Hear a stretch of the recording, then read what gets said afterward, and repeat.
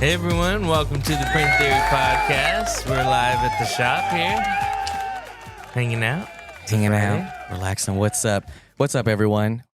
Today is episode 7. Episode 7. My goodness, episode 7, and we have another very important, very special guest who goes by the name of Brian Villanueva from Seamless Manufacturing down in Riverside. Give it up for Brian. So guys, What's up, Brian? How's it going? Of course, man. Appreciate it. Thank you, dude. So tell us a little bit about you, Brian. Tell us a little bit about who you are. Yeah, definitely. So my name is Brian. I'm the owner of Seamless Manufacturing here in Riverside, California. We were established in 2015, and before Seamless Manufacturing came into business, I was pretty much doing commercial plumbing, and I'd gotten laid off in 2014. And then once I was laid off, I had to think of something to do, because there was a whole bunch of downtime, and I'm just like, I gotta do something. Can't do nothing. Yeah. And I had a friend, he would just outsource and pretty much act like he had machinery, but he didn't. And he was getting all types of clients through social media, because this is when I feel like social media was still barely making its presence. So not a lot of businesses or service businesses were doing promoting, using it for their using it for business purposes. There you'd see clothing brands and whatnot, but as far as services like print services go, I didn't really see any print companies on social media. So I figured, if this guy can do it, I can do it too.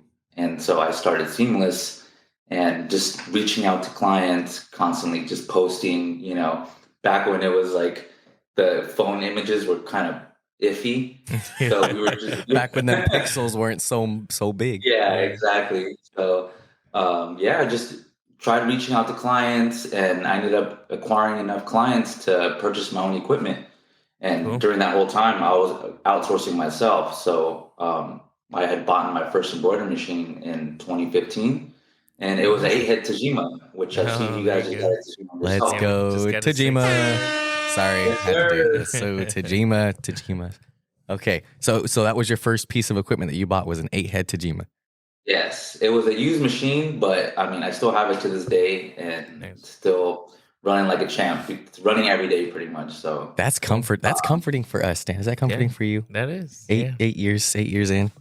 No, wait. Yeah, I was telling Nate that pretty much I've heard it's like the Toyota of embroidery machines. So really, you got yourself a good one. Yeah. Hey, you gotta love Toyotas, right? You gotta love Tajimas. Yeah. Toyota Tajimas. Let's go. That's awesome. Okay, sorry. Continue. Yeah, and then I want to say in 2020 is when Seamless actually started taking off. Surprisingly, we were still open as a essential business. There you go. Yeah. We were doing masks, and that's when we were actually producing the masks in-house, doing the print on them. So we remained open during that whole time, and we were actually selling thousands of masks during that time. Nice. And then we also had 2 big influencer brands out in Houston that were working with us, and they ended up just giving us, referring us to all their influencer buddies, and we just took off from there, Really? So do you think that's been kind of your niche that you have kind of really been able to thrive in, is with like social media and influencers and their brands? I feel like social media, influencers, and just pretty much like anyone that has like an artist, like music or even streetwear, gym wear, I love those type of niches, I feel like.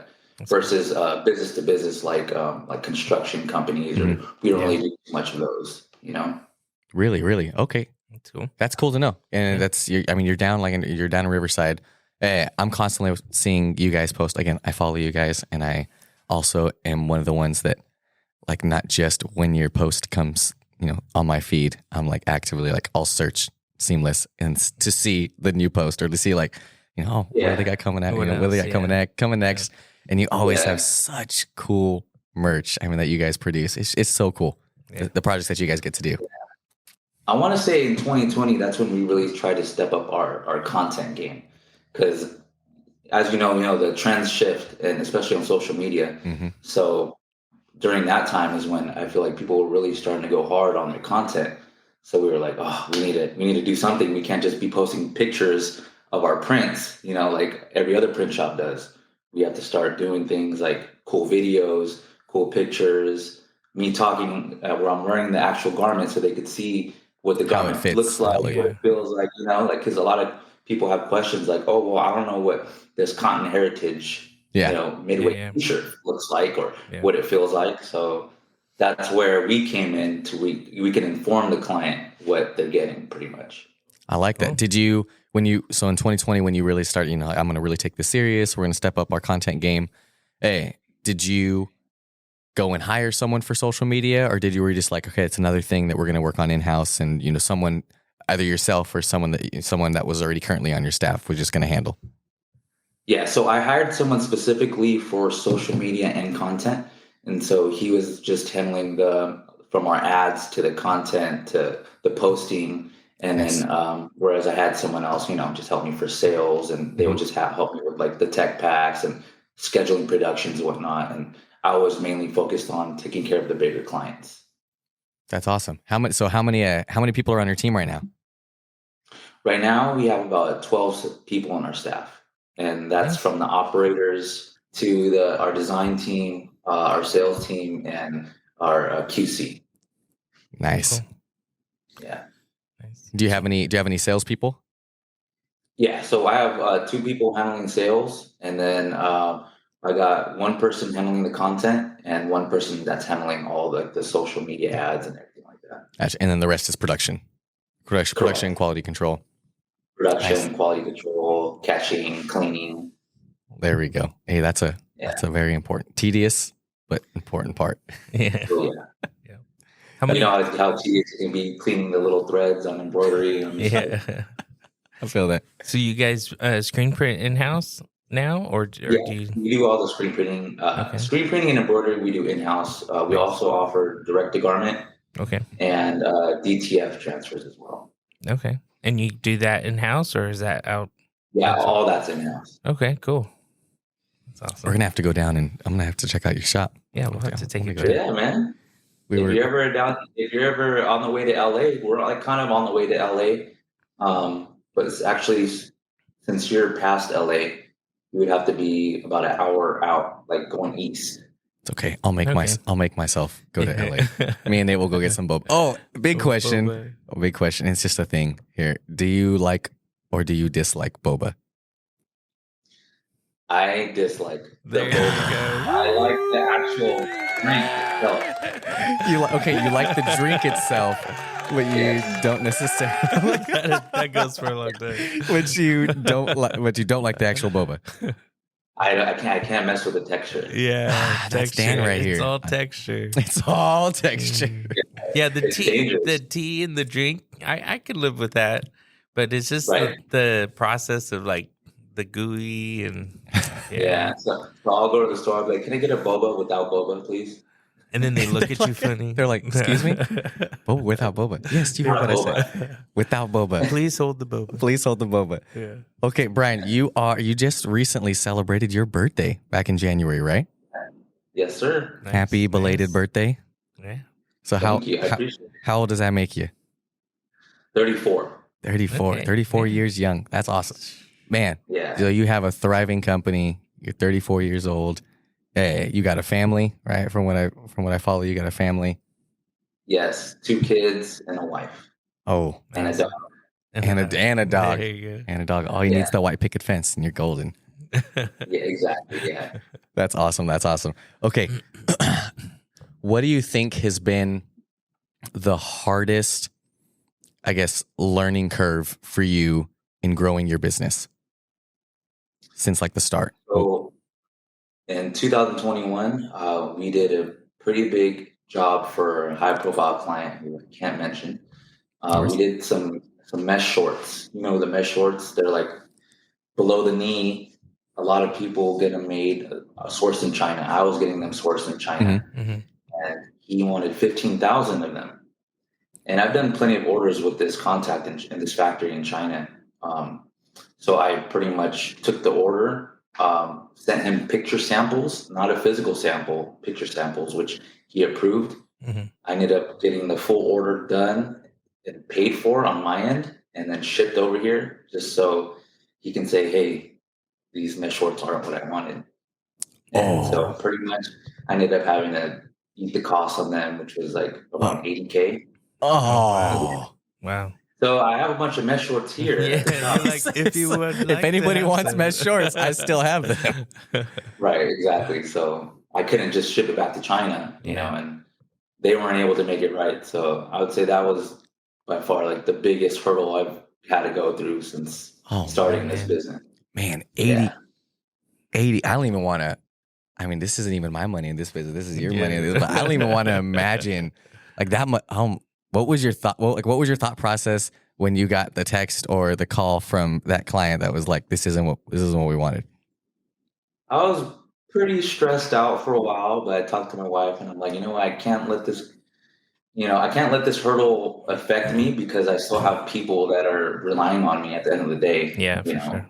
house to feed and whatnot. So I had to just honestly just not really think about it and just figure out how I can make it right and how I can just come back on my feet from this, pretty much. Yeah. You know. Dang. Well, that's cool. I'm sure you went and then you fixed it and you took care of the client still. I salvaged the client, and what I learned was never to just always provide a physical sample of something for sure. an order so big, no matter what, even if it's going to cost you out of pocket or, if it takes away from the turnaround time that they need, always do a sample no matter what. Yeah. Like a physical sample. Like a physical sample, yes. I've been seeing that a lot more from manufacturing companies or from other print shops, that like when they do like their process videos or like day in the lives or whatever stuff like that.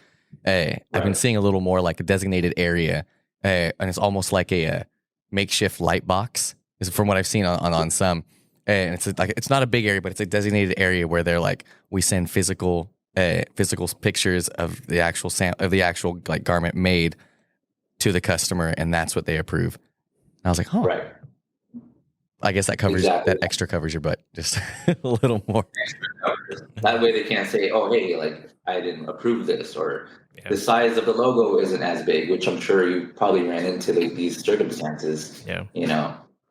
Nothing's going to be perfect. We always tell our clients like, hey, these are made from scratch, or these are made by hand, pretty much, so it's not going to be 100% perfect, but we do our best to match the mock-up or the tech pack as best as we can. Yeah.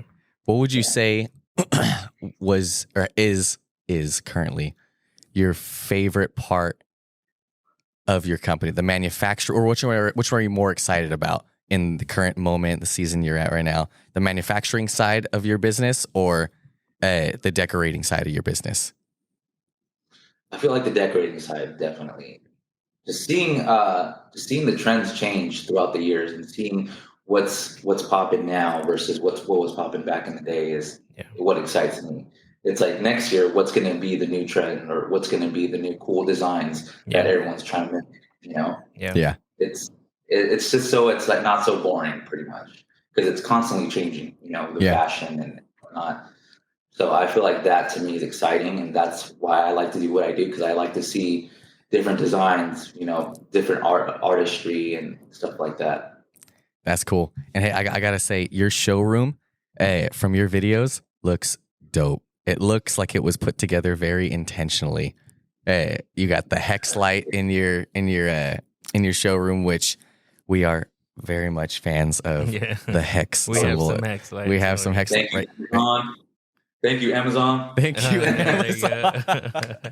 We got ours custom built and installed on ours. I don't even know how big is the one over our press. So that each one is 8 feet, and then there's 1, 2, 3, 4, 5, 6, 8 feet hex light or light bar. Yeah, they just got the 8-footers, and then they connected them and made them what is it, a hexagon? Oh, okay. Yeah. And then on the other side of our print shop, we have smaller hexagons Those like put 6 together footers, right? As well, those are 4-footers. 4-footers. Yeah, 4-footers. But there's like 3 or Nice. 4 like in a cluster type of thing.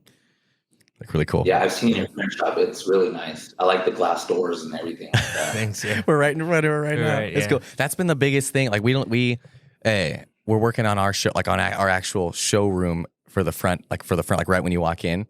Right. But I know, and maybe Dan can speak to this even more, but I know they built it intentionally this way. Like right when you walk into those double doors of Print Theory, it's just about, floor to almost ceiling. Yeah. 3 huge windows that looks into our production. What intentionally was wise? Like what was the reasoning behind that, Dan? So we started off in our garage, and so we had one of these machines in our garage, and our driveway was like at the end of the street. So whenever you pulled on the street, you saw our press because our garage was always open. And so people would always come by and be like, "Do you have a spaceship in there or something?" Because it looks like a spaceship. And everyone seems to call it a spaceship when they come I call in. it a spaceship all the time. It's our spaceship. Yeah, we were like, man, we got to show this thing off. We keep everything pretty clean here, so we weren't afraid of like production, mess. But yeah, when you walk in, I mean, it's a statement. It's people know like, hey, we have the right machines, the right look, I guess, to charge what we charge and to serve how we serve. Right. So Yeah, when people walk in, that's their big thing, and it's perception, appearances. yeah, We want to be perceived as the top of the line. This is what we do. We do it well. And also what you're going to get with us. You're not going to get there's not going to be dust everywhere. And everything like that.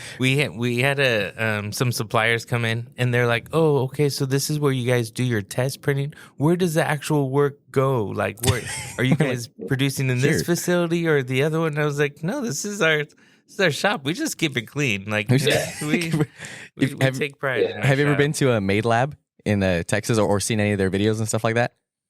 The Made Lab, the Made Lab. It's through technically it's Ryan Moore, right? Ryan Moore, Brett from Printed Threads in Texas. But they started a company called Made Lab, and it's basically they do all the test prints for Sanmar, Bella Canvas, a bunch of stuff like that. But it's like a lab. It's like a lab. Yeah, it's a legit lab, and it is like pristine, so clean. We went and we got to see it a couple of years ago when we went to Texas and went to go see Printed Threads, and we were just like, "This is crazy." But then we're like, you know what? This is actually kind of how it's very similar to how we keep ours, which is really cool. Yeah. No, I just from the look of it, I could tell that you do keep it in pristine condition, which is good because it keeps up with the aesthetics of your brand and what you're trying to accomplish. Yeah. And we're excited this year. We're going to be doing a lot of building upon our brand and who we are as Print Theory a little more this year. So I'm super excited on that end. Yeah, we have a pretty similar story. We started in 2015. Oh, really? Yeah, so it was just me and my wife. 2015. We outsourced our first job, and then we're like, hey, let's buy a little press. So we got a little press and upgraded to a Rock P10. And then that was in our garage for a few years. Right before COVID hit, we moved into our commercial spot. Again, just the two of us. And then throughout from then, the first year, we had like a few people help, but not like anything consistent. And then 2021 is when we're like, okay, we got to hire somebody.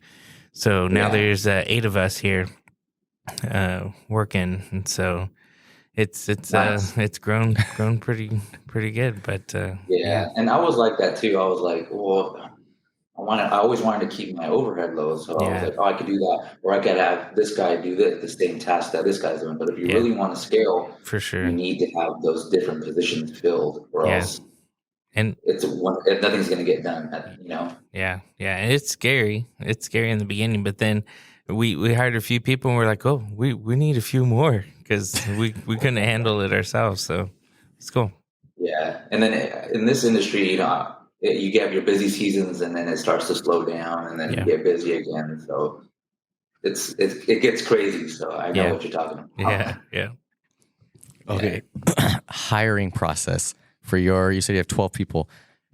How does your hiring process go as you've been acquiring, these team members, these people that work for you, that have come into the Seamless family? How do you go about, because I know everyone has their own ways, but how did you go about hiring the people that you hired?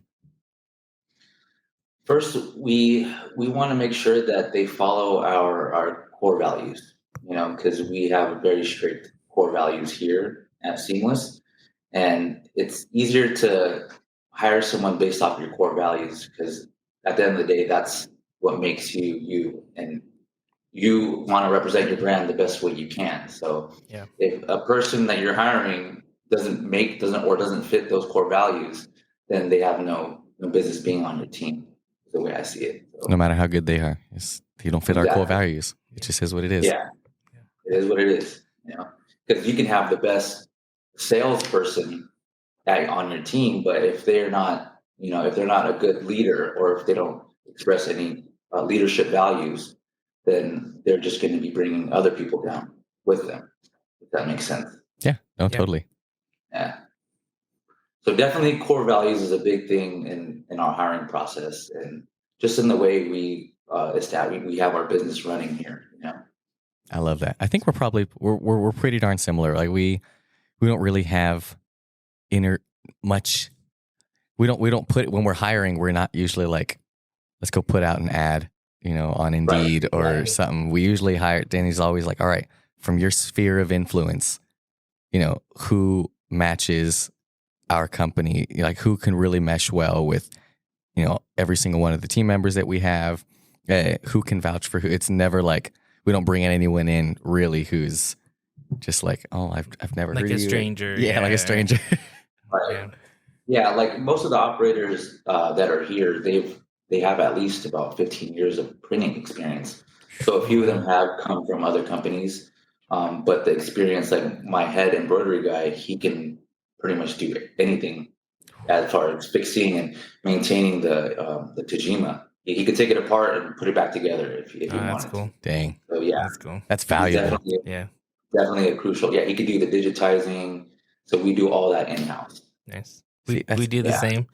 Yeah, I outsourced in the beginning, and then I was like, I can't wait, 1 day, 2 day, especially when you have changes or if you need to make something on the fly. Like, I just taught myself, and then so I digitized for the company. But we trained all our people. Like our screen printer, he's about a year and a few months in. And really? my wife was the screen printer, so she printed. I printed too, but she was like the main one. And then so she taught two of our staff here. So we have two screen printers. Did you start with the manual or an automatic? No, we started with the manual. Just a 2-color or 2-shirt 4-color press from Ryanet. And then somebody gave us a 4-shirt 6-color machine for free, a manual that we had, and then that took us to a automatic. But so we know the struggles of for sure. The muscles you working all night, just getting it done when you need to. But and then in the midst of that, we had we had 2 kids, and then in the midst of that, we've had 3 more, so total of 5. Yeah, wow. So you have 5 kids. We have I have 5 kids. 5, all boys. Oh, nice. All boys. Yeah. Oh wow! So you got a whole football team then. Yeah, a football team, a basketball team. You got a band. You got everything. Yeah, we're teaching them some music. Now you don't have to worry about getting jumped ever. Yeah, I have to worry about it. They're like, "Get dead, get dead." They all tackle me. Well, who's grounded? Yeah. One of you guys. They protect mom. Yeah. At least they protect. Yeah, they do. Oh yeah. That's cool that they all get along with each other. Yeah. Yep. We have a 12 and 13-year-old, a 6 and 7-year-old, and then a 3-month-old. Okay. Yeah, so a few of them were like back to back. Yeah, they're back to back. Yeah, and so they're like little buddies. So we call them the bigs, littles, and then we have the baby. So I didn't even think of the bigs, the littles, the baby. Yeah. Yeah, that's cool, man. Yeah, just 2 for me. So my son's gonna be 14 in April, and my daughter's gonna be 7 in August. So well, there you go. That's cool. Dang, that's it. You Got a boy and the girl. Yeah. See, he's like me. I got a 5-year-old son. He's about to turn 6, and my daughter just turned 2, and I'm like, I'm good. I'm good. I don't need more. I'm fine. Yeah, I was a young dad. I had my son when I was 20, so that's when I was like from 20 to 24, which is when I started Seamless. It was just a hurdle for me. I was going like from job to job. Mm-hmm. I didn't know what I really wanted to do, but I knew I wanted to own my own business. So when I seen my friend doing the outsourcing, he was killing it too. I was like, man, I could do that. No problem. I could so do this. Yeah, I could so do that. So and you have. Yeah, that's awesome. And now I've seen, so you obviously you manufacture and you do a lot of the decoration, but you started your own Seamless Blanks brand as well, right now? Is that fairly new, right? It's fairly new. Yeah, we just launched the website this year. Nice. I have had so many people hit me up saying, "Hey, I'm looking for oversized tees. Where can I get them?" And instead of just here's the plug, I'm just going to be the plug. I'm just going to be the plug. Yeah, and you see a bunch of companies doing it too, like like the Blank Hats, where they just resell, Yupon classics, or an auto cap for like $3 extra. It's pretty much the same concept. You're just not having to go and look for yourself 3 or 4 different places for the same thing. Yeah. That's awesome. So I am personally a fan of, those newer, classic, coming back, the like A-frame 5-panel hats. Like the one you're wearing. Very similar to the one I'm wearing here. This was the rope cap. I am a sucker for these types of hats. I'm gonna have to get some from you. I'm gonna have to place an order with Seamless just to get those blanks. And for real, I'm gonna check them out. Yeah, let me know, man. I got you. Yes. So for your blank side, which items or which tees, or with the A-frame, 5-panel, which SKUs have you decided? Like, what was your thought process in like, okay, I'm gonna start relaying this SKU as an option first, other than maybe something else? And like I know you said maybe you had people asking you about like oversized tees. Is that the first option available through Seamless Blanks? Correct. Yeah. So pretty much the items that we sell on the manufacturing side the most are what's on Seamless Blanks. It's not just going to be like, all style or Gildan. We don't have that. We just have whatever's trending in that moment. So like LA Apparel, the 1801 GDs, AS Color, the heavy faded tee, and then a few other new ones from, have you heard of Lane 7? Mm-hmm. Yeah, right here. I think they're in Irwindale.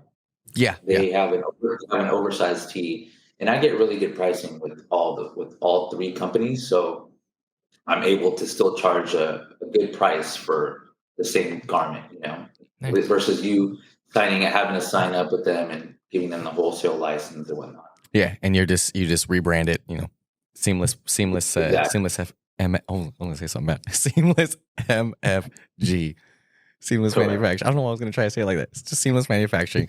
No, that's cool. Yeah. That's awesome. Good for you, man. That's cool. That's sweet. Thank you. Well, hey, what was I gonna say? I had it written down. What was you guys? I guess you maybe said a big one, but what's another? Maybe because that one wasn't funny. Yeah.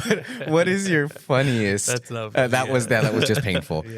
What is your funniest, like most memorable print stitch manufacturing fail, other than the one that was really painless? Like, what was one that was like sucked maybe in the moment for a little bit, but like you were able to laugh about it?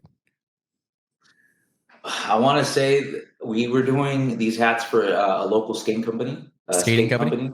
Yeah, it's a skate company right here by us, and they wanted the Old English C on the front. And me, because I was running the machine that day, I had printed it upside down, and he wanted like 200 of them.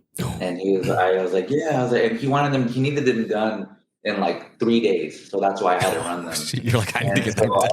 I was like, no problem, I got you, you know.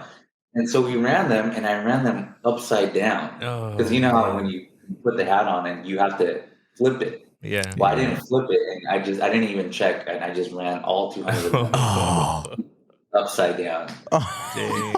I don't know why it's that part that situation sticks out to me, but I just clearly remember it just being upside down. Clearly. I'm like, are you sure you don't want it like this? He's like, no, I wanted it straight. Yeah. So. Are you sure you don't want it upside down? Are you sure? Because it's really cool. Yeah. It's when you do your flips. Yeah. You can see it. And that also was another situation where I'm like, okay, from now on, I need to just at least snap a picture sample and send it to the customer before we run everything, you know? Yeah. I feel you. You. That is Danielle, who is not here today. That was similar to hers on her heat pressing stuff on the threes. Oh, when you heat press threes backwards and stuff like that. And even Eric from Mad Prince, similar thing is like something about, when you flip, you're placing it, when you're placing it, when you're doing an embroidery, it's so weird. Yeah, it's easy to mess up too. And then when you're like short on time, you're just like, all right, I just want to knock it out. So I'm not even looking at, is it the right way or is it the wrong way? It looks fine to me.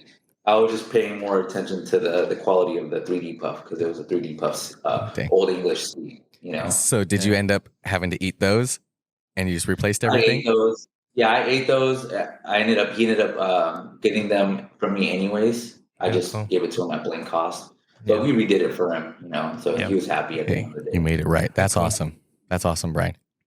Well, that's funny. We got stories for days too. It's stuff that maybe it's just like you said. Like we've had those situations, and then we say, okay, how do we not do this again?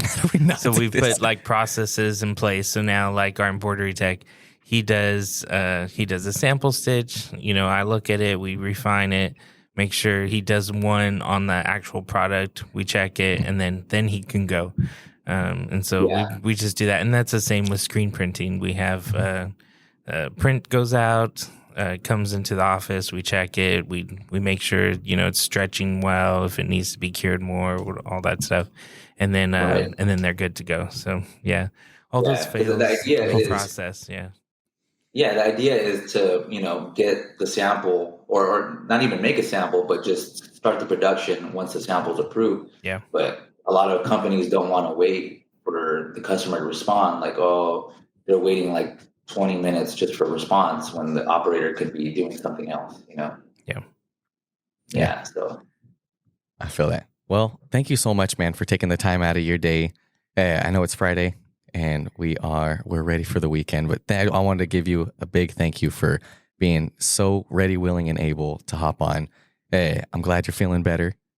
And we are going to give you a big shout out. And also just as we're about to head out, where can everyone find you on social media and everything? So you can find us at Seamless MFG, exactly how it's spelled out, or you can follow my personal page, which is Brian_Seamless.